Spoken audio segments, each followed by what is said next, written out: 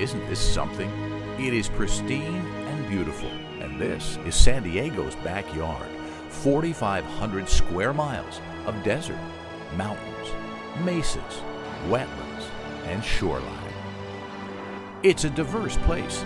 There are more native plant species in San Diego County than in the entire state of Alaska, and Alaska is 130 times larger. It's also an important place.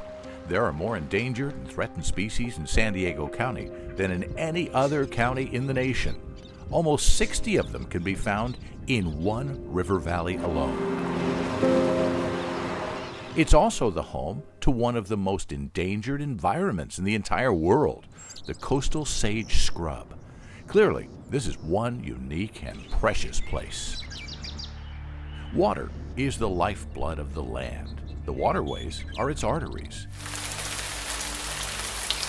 When it rains, water is absorbed into the ground or runs off into waterways and eventually into the ocean. It's no different in San Diego County, but here water is rare. There are only 8 major river systems in the county. They are corridors of green that support colonies of plants and animals, including the grand sycamore tree, a native with a big thirst. A single sycamore can use up to 300 gallons of water a day. That's 6 bathtubs full of water. It's easy to see why every drop is precious and why our watersheds are so important.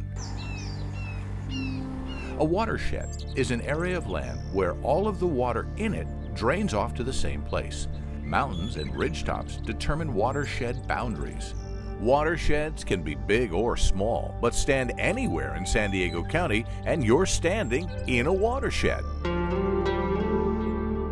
All the highest parts all drain to a common water body. So anything you dump in a watershed will end up in our creeks and bays. So what's so important about a watershed anyway?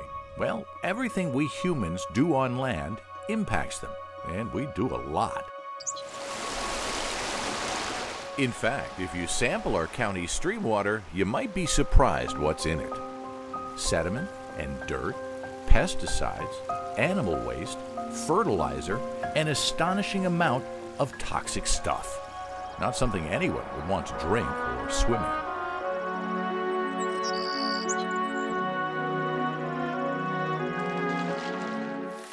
So instead of soaking into the ground, stormwater flows over miles of pavement, roofs, and streets, picking up pollutants as it goes.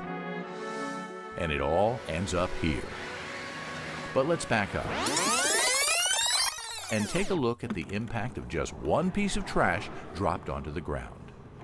I know what you're thinking. It's just one little piece. But consider this. 4 million plastic bottles like this one are used every hour in America.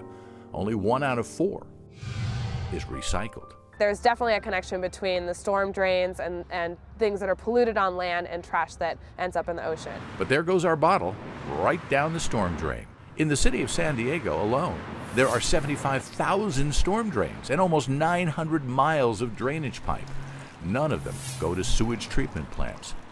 A lot of residents and visitors don't know this, but the systems are completely separate. So what goes down here ends up here, but our bottle will end up here or here. If it was thrown in the trash, it would go here, where it would take about 700 years to break down. But if it was recycled, it would take only minutes to be ground up and reused. And in case you're wondering, it takes almost 90% less energy to make recycled plastic than it takes to make plastic, period. But the best solution would be to avoid plastic water bottles altogether. Make use of reusable bottles and fill them whenever you want. But since our plastic bottle is trash, make no mistake about it, this is where it should have gone. But instead, our bottle flows through the storm drain system and eventually ends up here at the ocean, along with tons of other trash. More on that later. Plastic is really bad for the ocean because it just doesn't biodegrade in the marine environment. It may break down from the sun into smaller and smaller pieces, but it never really goes away. Studies show that there are 46,000 pieces of plastic litter floating on every square mile of ocean. And while it looks bad, it behaves even worse, far worse. 100,000 marine creatures die every year from either eating or getting tangled in plastic debris. And those are just the ones we find. About 2 million seabirds suffer the same fate. The so-called Great Pacific Garbage Patch floats in the Pacific Ocean. It's not a pretty sight. It's a stewy body of plastic mass twice the size of Texas. And most of the trash is in the ocean, in the gyres, and in places that people don't see it. And I think that's one of the reasons they're not aware how bad the problem really is. That's the bad news. The good news is people are taking action. All these people, visitors and residents alike, every one of them is here on this day to pick up trash. Maybe one of them will find our bottle, but they'll find a lot of other stuff too. The #1 item picked up off our beaches is cigarette butts, about 20,000 a year.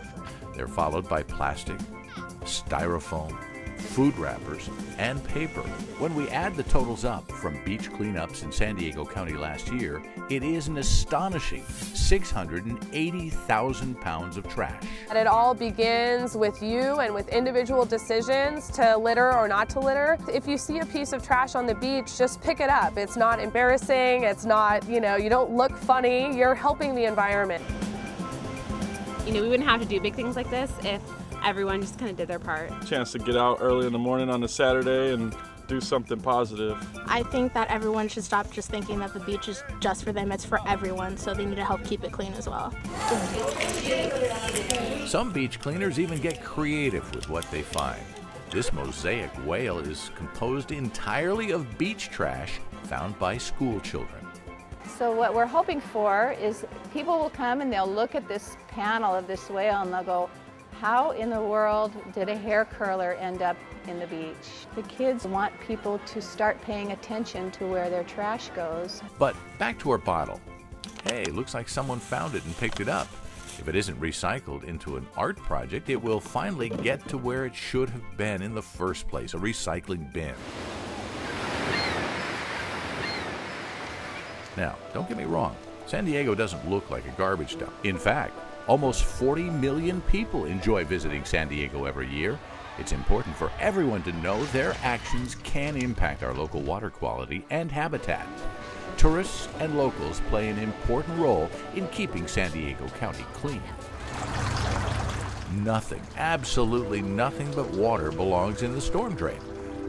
No trash, no fertilizers, no cleaners, no leaves or dirt, no oil. Oh yeah, and no pet waste either. Nobody wants to swim, surf, or lounge in a brown ocean. Bacteria-laden runoff triggers the closure of many beaches for days during the rainy season. Nasty, nasty stuff. So when it comes to pollution, we are all responsible. Everyone from soccer moms to college dons has to do their part. The trash you walk past in the street is just a storm drain away from the beach. It'd be much easier if people would just not litter in the first place. It's everyone's responsibility to help keep our environment clean and to spread the word to others to do the same.